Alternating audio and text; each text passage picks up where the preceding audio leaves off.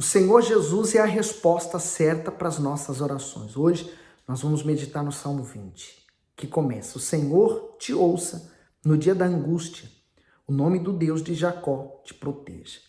E aí o comentário diz: Deus de Jacó, o Altíssimo, dá provas mensuráveis do amor e fidelidade aos seus filhos, a ponto de juntar seu santo nome, pelo qual tem tanto zelo, ao nome deles. Em várias partes das Escrituras, o vemos se identificando como Deus de Abraão, de Isaac e Jacó. Isto é, ele associa o seu preciosíssimo nome àqueles que nada lhe podem oferecer além de obediência ao pacto firmado. Mas o Senhor não quer ser apenas reconhecido como Deus de Jacó ou de Davi. Ele quer firmar sua aliança de fé com aqueles que obedecem à sua direção e passam a ser chamado também de Deus daqueles que atendem à sua voz. Então ele quer ser o seu Deus também, né? Associar o nome dele ao seu. E eu também me chamo a atenção, por exemplo, o Senhor te ouça no dia da angústia. Quer dizer, o dia da angústia, às vezes, normalmente, nós estamos tão entregues àquele sentimento de angústia que a gente pensa que Deus nos abandonou. Mas ele nos ouve neste dia. E ele fala: o nome de Jacó te proteja, o nome do Deus de Jacó te proteja. Por quê? Porque Jacó foi a velha criatura, né? Jacó se transformou em Israel, a nova criatura. O nascido da carne é visto como Jacó, o nascido do espírito é visto como Israel. Então, mesmo que a pessoa ainda esteja no erro, na vida errada, e talvez com a consciência suja ou maculada pelo que ela fez, ainda assim, no dia da angústia, se ela tiver e apresentar fé, Deus a vai ouvir. No 2, envie-te socorro desde o seu santuário e te sustenha desde Sião. Lembre-se de todas as tuas ofertas e aceite os teus holocaustos. Então, quer dizer, nenhuma oferta que nós apresentamos a Deus está esquecida. Pelo contrário, ela está ali perante Deus. Aí o 4, conceda-te conforme ao teu coração e cumpra todo o teu plano. Nós nos alegraremos pela tua salvação. E em nome do nosso Deus, arvoraremos pendões. Cumpra o Senhor todas as suas petições. O comentário diz assim: arvoraremos pendões. No passado, os soldados que saíam para guerrear eram conduzidos por aqueles que carregavam a bandeira de seu povo. Ser escolhido para levar o estandarte era um privilégio e, ao mesmo tempo, um risco, pois esse guerreiro se tornava o alvo mais cobiçado pelo inimigo. Da mesma forma, aqueles que possuem a fé genuína são corajosos, pois erguem a bandeira do Evangelho e servem ao Altíssimo com todas as suas forças, mesmo que isso lhes traga perseguições e dores. Nós vimos um grupo um time de futebol num período de Halloween, né, o Dia das Bruxas, em que a maioria dos jogadores se fantasiaram com uma máscara para comemorar esse dia. E 2 jogadores decidiram não se fantasiar. E aí a crítica veio em cima deles, porque todos estavam de uma forma e os 2 não.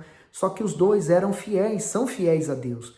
Eles assumiram sua fé e disseram: nós não aceitamos o Halloween, não vamos nos vestir dessa forma. Quer dizer, eles assumiram a sua fé publicamente. Apesar de muitos criticarem, eu o elogio. No 6, agora sei que o Senhor salva o seu ungido.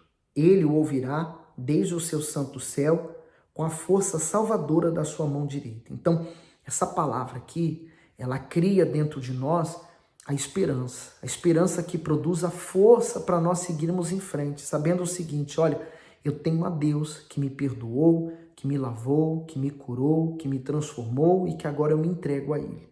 O 7, uns confiam em carros e outros em cavalos, mas nós faremos menção do nome do Senhor nosso Deus. O comentário diz assim: nós faremos menção do nome. O poder militar daquela época era constituído de carros, cavalos, cavaleiros e guerreiros. Muitas nações se apoiavam em toda essa estrutura, mas Davi preferia depositar sua fé e confiança no Senhor Deus. Da mesma forma, há quem confie em diplomas, posição, riquezas ou pessoas, acreditando que isso fará algum tipo de segurança, trará algum tipo de segurança. Mas infelizmente são aqueles que creem e dependem somente do Altíssimo. Esses jamais serão decepcionados e sua fé jamais será frustrada. Essa fé de confiança em Deus, ela é apresentada nos momentos de dores, de confusão, de tristeza.